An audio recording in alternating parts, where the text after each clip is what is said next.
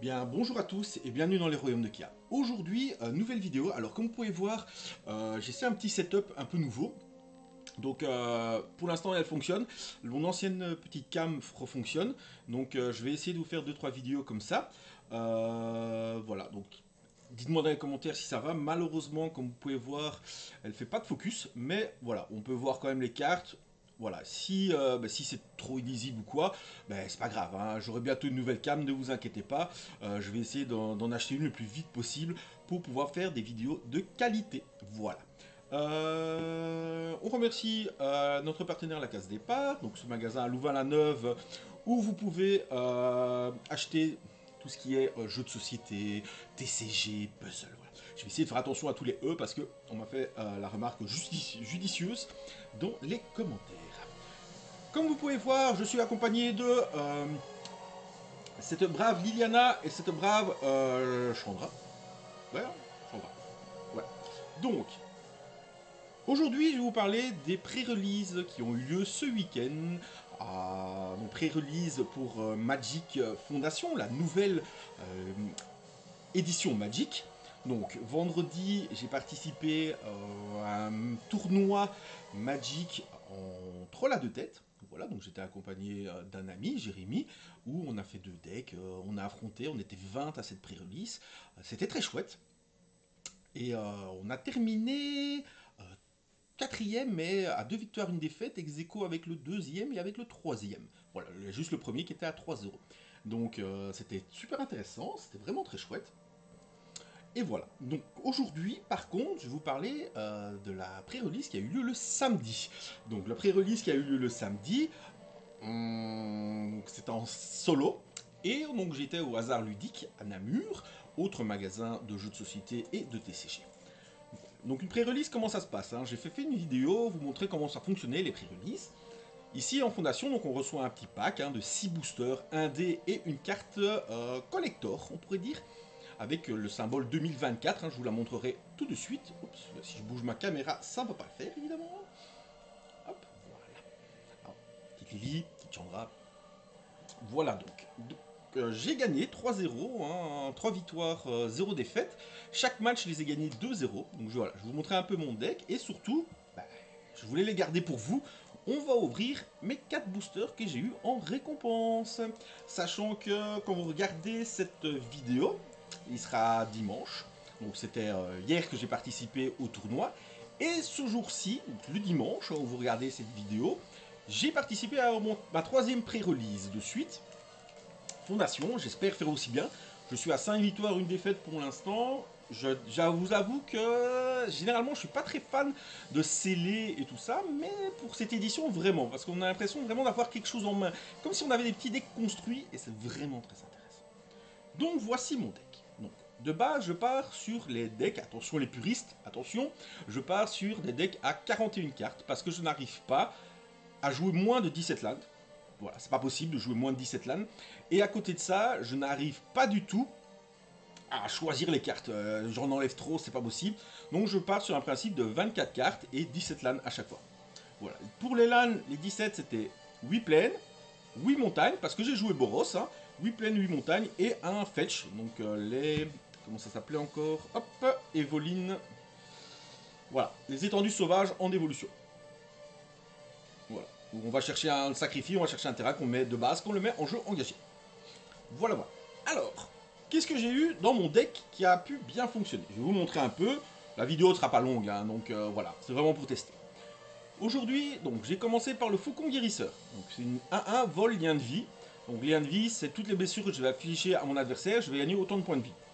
Petite, vous allez voir mon deck est quand même assez agressif. Donc ça c'est une très très bonne carte d'aggro, tour 1 direct, bam ça attaque, ça fait grossir les points de vie et j'ai eu un ami de cet oiseau, un chat. Et oui, les chats sont amis, Sylvestre Titi. Frère de Bondadjani, en fait c'est une créature chat, pour une 2-2 pour 2, qui dit qu'à chaque fois que je gagne des points de vie, en fait, je mets un marqueur +1/+1 sur cette créature. Donc vous voyez déjà, bim, j'attaque, boum, je gagne un point de vie, hop, lui il devient 3-3, et ainsi de suite. Donc très très bien. J'ai eu un petit chat, le chasseur serviable en foil, qui est pour 2 une 1-1, mais qui fait que quand elle arrive en jeu, elle pioche une carte. une créature en plus qui me permet de repiocher et tout, c'est très intéressant. Le gobelin courageux, c'est pour 2, une 2-2, qui dit qu'à chaque fois qu'une créature, que cette créature attaque pendant que vous contrôlez une créature, excusez-moi, à chaque fois que cette créature attaque, pendant que vous contrôlez une créature de force supérieure ou égale à 4, donc si vous avez une créature de force égale ou supérieure à 4, quand cette créature attaque, elle a +1/+0 et la menace. La menace, c'est qu'elle ne peut pas être bloquée par minimum, elle doit être bloquée par minimum 2 créatures si elle est bloquée. Elle ne peut pas être bloquée par une seule créature. Vous allez voir, je vais vous montrer les petites combos après, enfin, combos, mais c'est très chouette.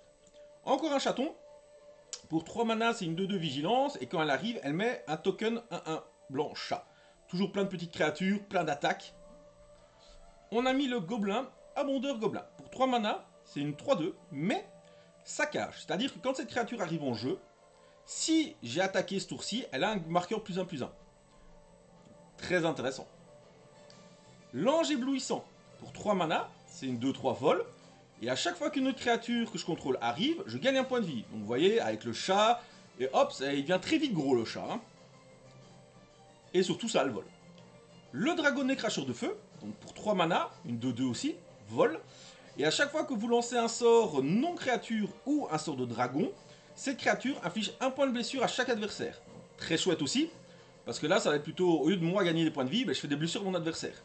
De nouveau, en plus, vol, donc très important. Quand vous jouez une pré-release, les créatures avec des capacités d'évasion, comme le vol, comme le fait qu'elle ne peut pas être bloquée, et ainsi de suite, c'est vraiment ce qu'il y a de mieux, en fait. Hein. Ça permet vraiment de pouvoir passer l'adversaire, et c'est ça qui est cool. J'ai le paladin, la paladine inspiratrice. Pour 3 mana, c'est une 2-2. Hop, on va quand même essayer de voir quelque chose. Hein. Voilà, donc c'est une créature. Alors, pendant mon tour, elle a l'initiative. Donc l'initiative, ça veut dire que je vais frapper avant mon adversaire. Et pendant mon tour, les créatures que je contrôle avec des marqueurs +1/+1 ont l'initiative. De nouveau, ça va faire l'initiative. Très intéressant. La collecteuse de chats. Donc, quand elle arrive en jeu, je fais une nourriture. Une nourriture, c'est un artefact. Je vais payer 2, je l'engage. Je sacrifie la nourriture. Je gagne 3 PV. Et à chaque fois que je vais gagner des PV, pour la première fois pendant ce tour, je gagne, pendant nos tours, je mets un chat 1-1. De nouveau, vous voyez, hein, on va avoir des cartes pour gagner des points de vie. Ben à chaque fois, hop, on peut en plus une 1-1. Je vous avoue que ça, c'est la carte que j'ai le moins utilisée. Je l'ai presque jamais eu. Le Lagak Crash-Feu qui est folle, pour 4 mana, c'est une 3-4, touche terre. Donc touche terre, c'est une capacité qui va s'enclencher à chaque fois qu'on va mettre un terrain en jeu. Et ici, à chaque fois, eh ben, on va faire une blessure à chaque adversaire. Donc quand on dit chaque adversaire, c'est les joueurs, hein, c'est pas les créatures, hein, malheureusement. Ça aurait été trop bien. Alors, là, on va avoir le petit combo avec le gobelin qu'on a vu au début. Hop. Je vous montre, hein. Hop. Non, pas celui-là, celui-là. Donc, le petit gobelin qui disait que c'est une, pour 2, c'est une 2-2, et que à chaque fois que cette créature attaque, pendant le tour, donc pendant que vous contrôlez une créature de force 4 ou plus, elle gagne +1/+1/+0 menace. Et là, j'ai ce monsieur, le berserker du champ de bataille, qui est pour 4, une 3-4, et à chaque fois qu'il attaque, je choisis une créature, n'importe laquelle, mais là, dans l'occurrence, pour la combo, je vais choisir lui-même, qui va gagner +1/+0 menace. Et donc, je vais avoir une 4-4 menace, qui attaque, et du coup, accompagné d'une 3-2 menace. Et donc, ça fait souvent 7 dans la tronche de mon adversaire. Donc, très très fou. Le semeur du chaos, pour 4 mana, c'est une 4-3. Donc déjà, ça tape fort. Mais aussi, si je paye 3, je peux cibler une créature qui ne pourra pas bloquer ce tour-ci. On continue, hein, dans le fait que mon adversaire ne puisse pas jouer. Le guide Armosaur, pour 5 mana, c'est une 4-4. Vigilance. Donc vigilance fait que quand j'attaque, ça ne fait pas engager ma créature. Et à chaque fois que j'attaque avec au moins 3 créatures, donc pas spécialement elle comprise, hein, je dois attaquer juste avec au moins 3 créatures, je mets un marqueur +1 sur une créature que je contrôle. Là, ça, c'est mon pack créature de base. Je vous montrerai tout ce qui est rare et mythique après. Mais ça, c'était mon pack créature. Vous voyez que le pack va bien ensemble. Hein. Les créatures fonctionnent bien. Hop. Donc, déjà là, je suis très content de ce pack-là. À côté de ça, qu'est-ce que je vais avoir? Je vais avoir les sorts. Parce qu'il faut des sorts, évidemment, dans le jeu. Donc, je vais avoir Envol Fugace. Envol Fugace, c'est, pour 1 mana, je mets un marqueur +1/+1 sur une créature ciblée. elle acquiert le vol, et je préviens toutes les blessures de combat qui doivent être infligées.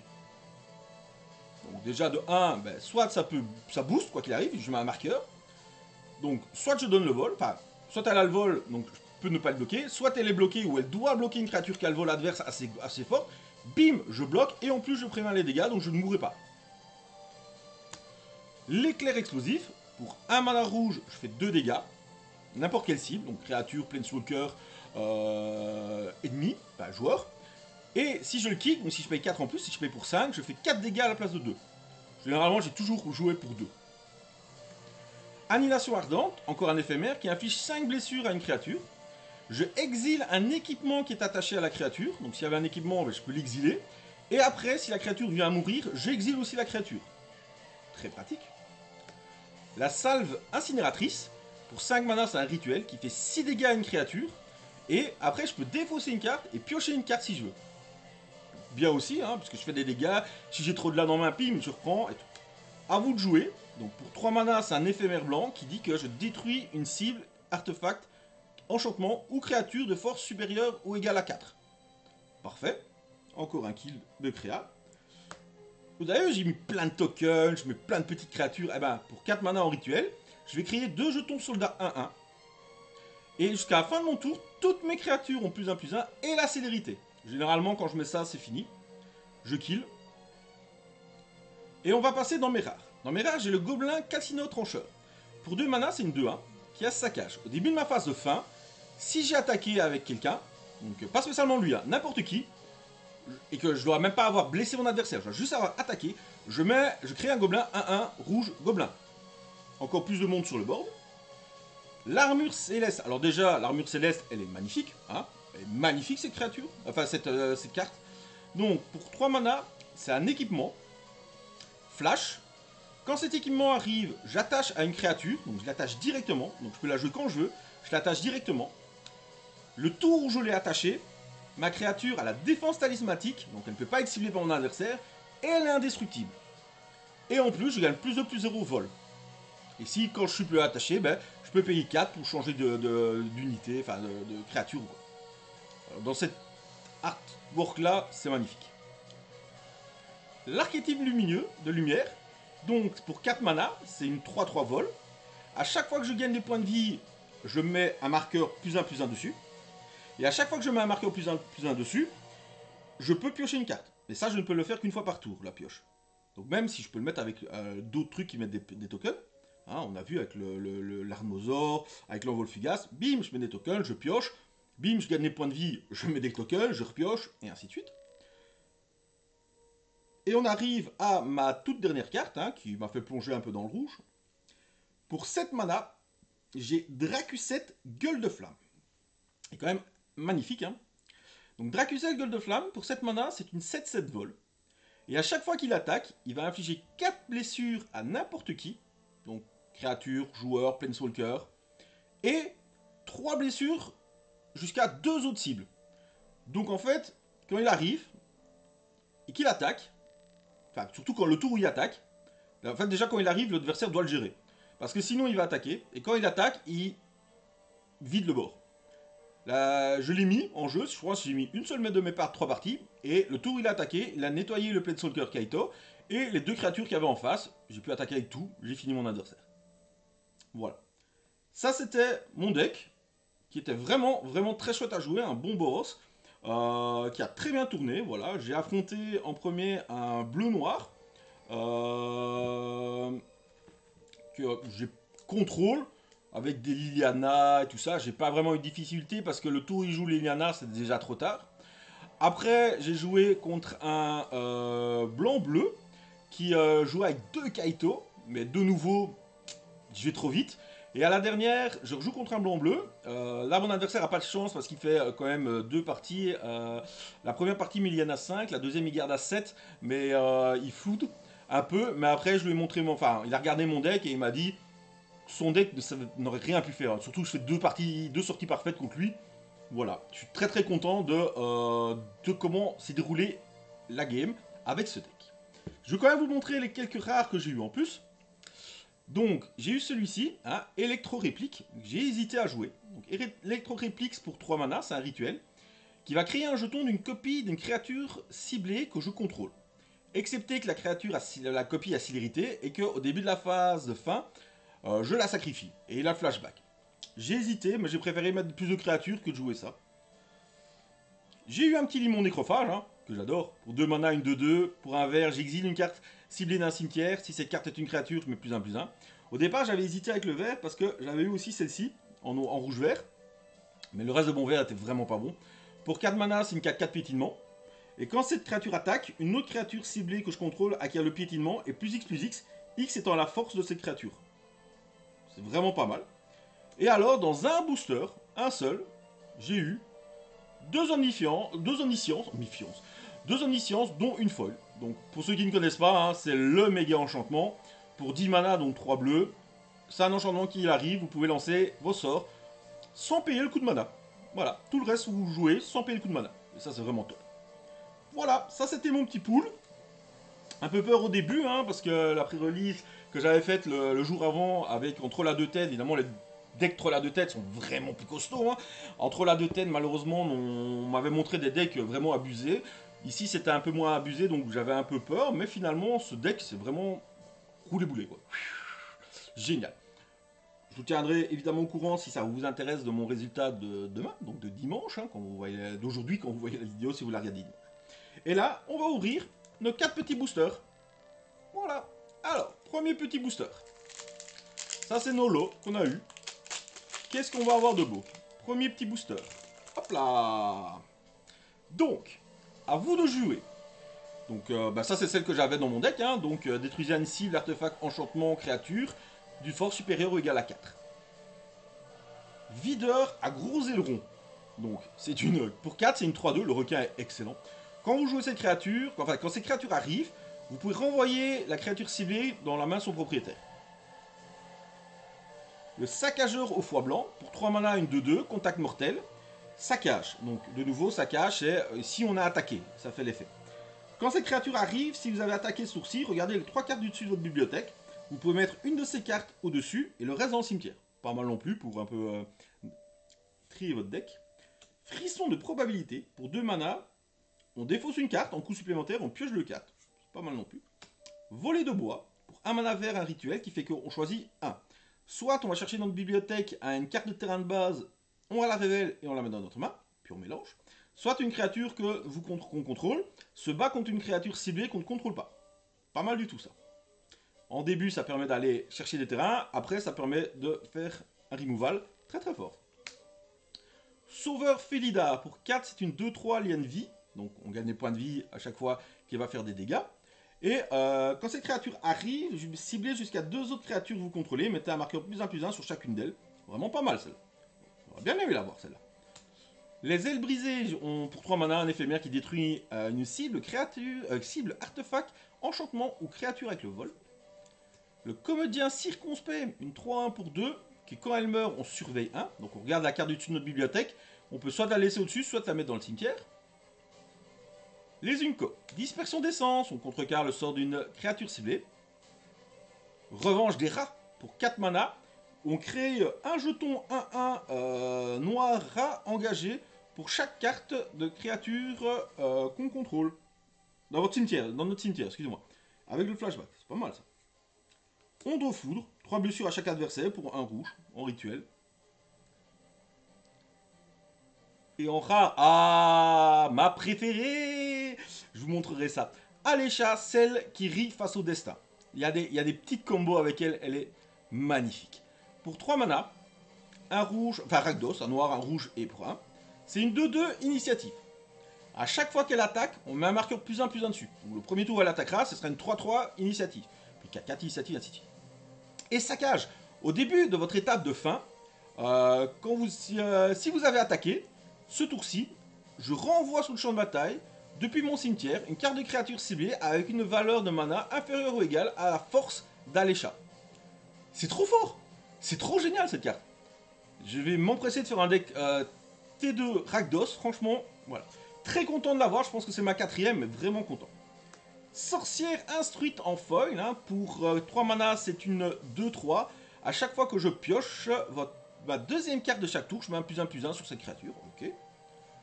Et un... Oh, j'ai deux... J'ai un petit terrain derrière qui est la caverne de sacrifice.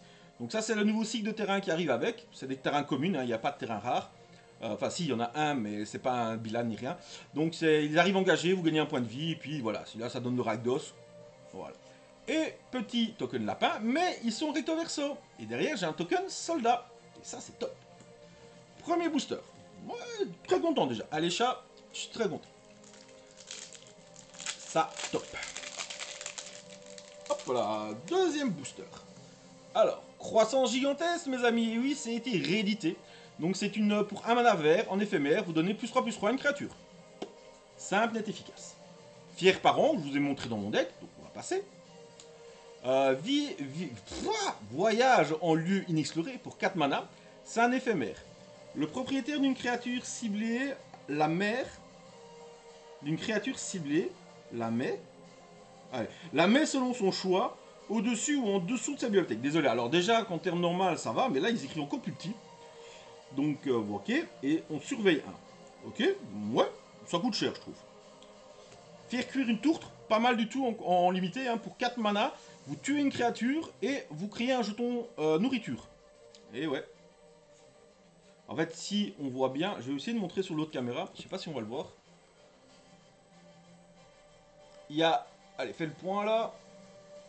Non, elles veulent... Aucune ne veut faire le point. Ah voilà. Vous voyez, il y a des petites mains bizarres dans la tourte. Ça fait bizarre ça. Hein. Alors, on va avoir l'abondeur gobelin que je vous ai montré dans mon deck. Né descendre, pour 3 mana, on peut le kicker pour 2. On cherche dans notre bibliothèque une carte de terrain de base, on la met sur le champ de bataille, puis on mélange. Si ce sort a été kické, à la place, cherchez dans votre bibliothèque 2 terrains de base et mélangez et mettez-la en jeu. Ok. Tortue égide, hein, pour un mana, une 0,5. Brandon fanatique, il s'appelle Brandon. Brandon le fanatique, hein, le petit singe. Le gobelin pirate, c'est un gobelin ça. C'est un singe. Pour un mana, c'est une 1-1 célérité qu'on peut sacrifier pour faire infliger une blessure à n'importe quelle cible. Chute de héros, pour 3 mana, en éphémère, on tue une cible, créature ou planeswalker, excellent. Le Cerbère assoupi, pour 2 mana, c'est une 4-2. Alors déjà 2 mana, une 4-2, pas mal. Hein, mais il ne se dégage pas pendant ma phase de dégagement. Et ça, c'est nul. Morbidité, au début de chaque phase de fin, si une créature est morte, on peut la dégager. Ouais, ça a trop de contraintes pour pouvoir être intéressante. Ça, on me l'a joué, hein, ça fait mal. Pour 4 mana en éphémère, on renvoie toutes les créatures attaquantes dans la main de leur propriétaire. Ça peut faire très mal pour moi. L'écuyer de chevalier, encore une carte que j'adore. Alors, l'écuyer de chevalier céleste. C'est une 1-1 pour 2. À chaque fois qu'une autre créature que je contrôle arrive, je mets un marqueur +1/+1 sur lui. Donc à chaque fois qu'une créature arrive, si vous mettez un truc qui prend un token, il y a 2 créatures qui arrivent, il a 2 marqueurs.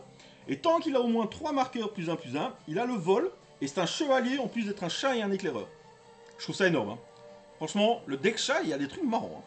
L'ange de la fatalité, pour 4 mana, c'est une 3-4 vol. Quand elle arrive, on exile un cimetière. Ça, c'est pas mal du tout. Et le terrain blanc-bleu. Et le petit token rat, et derrière, on va avoir le token zombie. Parce qu'on a Liliana dans l'audition. Alors, on a 2 chouettes rares, mais j'aimerais, allez, quand même, pour le fait quand même que pour une fois j'ai gagné et que j'ai pas perdu en finale, je voudrais quand même qu'on ait un... Ah, voilà, comme la musique, une carte épique. D'ailleurs, dites-moi si vous entendez bien la musique, si c'est pas trop fort, pas trop fort. Je teste. C'est une toute petite vidéo aujourd'hui, mais qui teste plein de choses, donc j'attends vos retours dans les commentaires. Donc soyez gentils aujourd'hui, hein, s'il vous plaît. Mais voilà, c'est vraiment pour tester. Vous me dites quoi? Si ça va pas pour niveau vision, mais c'est pas grave, je reprends comme avant, le temps d'avoir une bonne caméra. Si la musique est trop forte, ben voilà, ou pas assez forte, comme ça je sais. Donc n'hésitez pas à me dire en commentaire pour que je puisse améliorer cette vidéo. Donc, Faucon de guérisseur, hein, que j'avais dans mon deck. Fuir ensemble, excellent, hein, pour 2 mana, un éphémère. Je choisis 2 créatures ciblées que je contrôle. Enfin, contrôlées par des joueurs différents, excusez-moi. Je renvoie ces créatures. Donc vous ciblez une créature chez votre adversaire, une créature chez vous. Si vous jouez en commandeur, vous faites ça sur 2 joueurs différents. Simulez votre propre mort. Alors ça, c'est une carte horrible. Elle est trop forte. Pour 2 mana en éphémère, en fait, jusqu'à la fin du tour, une créature ciblée gagne +2/+0. Déjà c'est fort. Et acquiert, quand cette créature meurt, vous la renvoyez sur le champ de bataille engagé sous votre contrôle et vous créez un jeton trésor. C'est fort ça. Pour 2 mana en éphémère. C'est fort. Le gobelin courageux, que j'avais là tantôt, hein, qui a la petite menace, c'est bien ça. La fileuse, qui est pas mal non plus, hein, pour 4, c'est une 1-4. Portée, contact mortel. Donc portée, elle peut bloquer les cartes qui ont le vol, les créatures qui ont le vol. Désolé, c'est mon dos. Contact mortel, et pour 3, je mets un marqueur +1/+1 sur la créature ciblée que je contrôle. Voilà, on peut le faire que pendant rituel, mais il n'est pas noté qu'on peut le faire qu'une fois. Donc pour 3, vous mettez des tokens. Allez, c'est parti. L'ange éblouissant, hein, qu'on a dans mon deck aussi. Le guide du campus, pour 2 mana, une 2-1.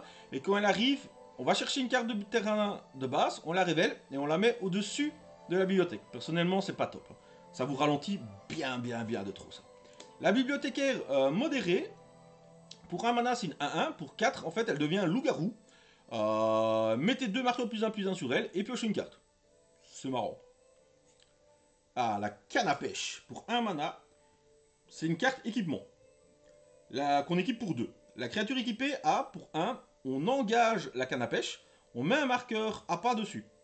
Et à chaque fois que la créature équipée se dégage, on retire un marqueur à pas de cet équipement, et si on le fait, on crée un jeton poisson. C'est marrant. Toute griffe dehors pour 5 mana un éphémère, il coûte 1 de moins pour chaque chat que je contrôle. Bien ou. Et les créatures ont +2/+2 jusqu'à la fin du tour. Le Solem, qui a été réédité. Hein. Donc pour 4 mana, c'est cette brave de 2 qui... Vous voyez, quand c'est écrit plus grand, tout de suite, c'est beaucoup plus simple à dire. Hein. Quand cette créature arrive, vous allez chercher une carte de terrain de base et vous la mettez sur le champ de bataille engagé. Et quand elle meurt, vous piochez une carte. Simple, net, efficace. Ouh, une petite mythique, le tyran pyro-jumeau. Pour 5 mana, c'est une 3-5, vol. Si une source que je contrôle devrait infliger des blessures à un adversaire ou un permanent qu'un adversaire contrôle, elle inflige le double de ses blessures. Ça, c'est très fort. Ça, c'est très fort. L'écrémage céphalide, d'ailleurs, j'aurais bien voulu l'avoir, moi. Celle-là, j'aurais vraiment bien voulu l'avoir dans mon deck. C'était assez. Lover, toujours plus. Comme les petits êtres de Luminus. Pour 3 mana, c'est une 2-2. Quand elle arrive, vous surveillez 3. 3 wow, c'est pas mal ça.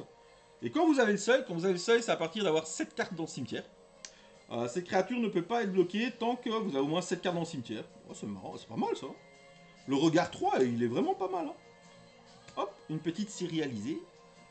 Hop, toute jolie. Allez, le dernier booster. On a une mythique, mais allez, j'ai envie de plus. Toujours plus. Alors, l'ange éblouissant. Donc c'est pour 3 mana, on l'a vu dans mon deck. Fuir ensemble, on l'a vu juste avant. Hop là, zombie à l'arme entravée. Pour 4 mana, c'est une 4-2. Cette créature arrive exilée jusqu'à 2 cartes ciblées d'un cimetière unique. Alors, si au moins une carte de créature a été exilée de cette manière, chaque adversaire perd 2 points de vie, vous gagnez 2 points de vie.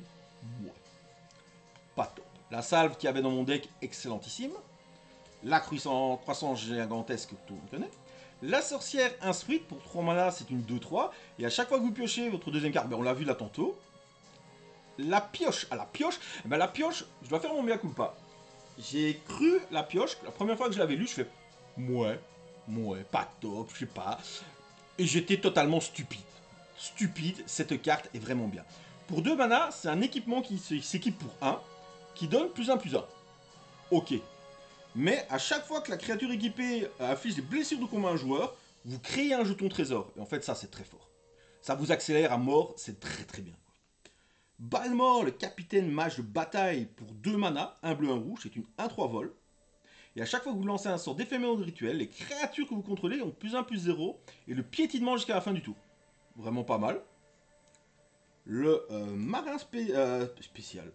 Il est spécial. Spectral, pour 1 mana bleu, c'est une 1-1. Flash, vol, pour 4 ou piocher une carte. Ça, c'est très bon aussi. Hein. Ça, c'est très bon aussi. Zut. Il y a une 5-4 en rare, en les mythiques que j'aimerais bien avoir. Mais bon. L'arbitre de malheur, pour 6 mana, c'est une 5-4. En tant que coût supplémentaire, on doit sacrifier une créature. Elle a le vol. Et quand cette créature arrive, chaque adversaire se défausse d'une carte et perd 2 PV. Et vous piochez une carte et vous gagnez 2 PV. Donc déjà en commandeur c'est pas mal, mais quand on a fait le troll à 2 têtes, on a eu une adversaire que je salue si elle regarde la vidéo et qui joue très bien. Elle nous l'a fait 2 fois. Ça finit une game, hein, clairement. Et alors derrière, le fléau de bois sauvage. C'est pour 1 vert et X. Elle arrive avec X marqueur +1/+1. Et à chaque fois qu'au moins un marqueur +1/+1 est mis sur une autre créature, enfin sur une autre créature non hydre que je contrôle, je mets un marqueur +1/+1 sur elle. Ok. Allez, on arrive à la rare, s'il vous plaît, s'il vous plaît, s'il vous plaît. Ouh, l'archétype de la lumière, mais qu'est-ce qu'elle est belle! Donc c'est celle que j'ai jouée, mais en version alternative, qu'est-ce qu'elle est... Ah ouais, les versions alternatives cette édition, elles sont mais, à tomber par terre. Wow, je vais vous la montrer tout de suite de plus près. Et derrière, ça veut dire que j'ai... Ah ben non, j'ai pas d'autre, j'ai le mâche clinquant, qui fait qu'à chaque fois que je pioche une carte, je mets un +1/+1 sur ces créatures, mais c'est une 1/1 pour 4, bof. Un land et une carte sérialisée. Je vais essayer de vous le montrer de plus près. Hop. Hop. Est-ce que ça veut bien faire le focus? Ouais, regardez-moi comme elle est belle.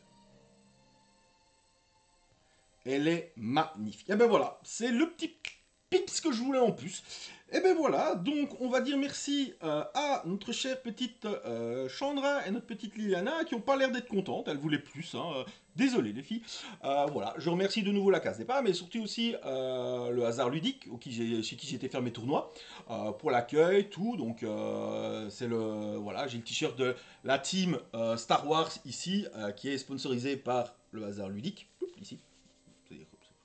Voilà. Donc voilà, je vous dis merci. Donc n'hésitez pas à me faire vos retours. Alors évidemment, s'il vous plaît, constructif et gentil. Hein, voilà, n'oubliez pas que je reste nouveau là-dedans et que je m'autofinance. Donc ça va aller mieux, ne vous inquiétez pas. Mais voilà. Est-ce que la musique vous l'avez entendue?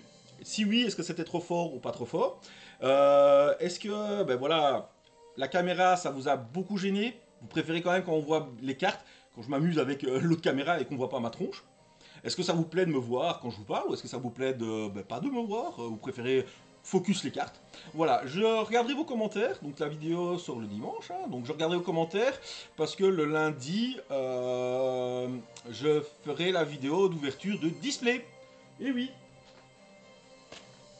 c'était par un petit display. Voilà, j'en ai plein. J'en ai 4. Hein. 4, voilà. D'ici quelques temps, j'essaierai de m'en procurer aussi une collector. Parce que les collectors sont trop belles. Donc voilà, donc 4 comme ça. Donc j'attendrai vos retours avant de faire celle-là pour savoir si je peux la faire dans cette configuration-là ou si je la fais dans la configuration que vous avez l'habitude pour l'instant. En attendant la nouvelle cam. Voilà, sur ce, je vous dis à bientôt. Et surtout, n'oubliez pas, amusez-vous. Salut!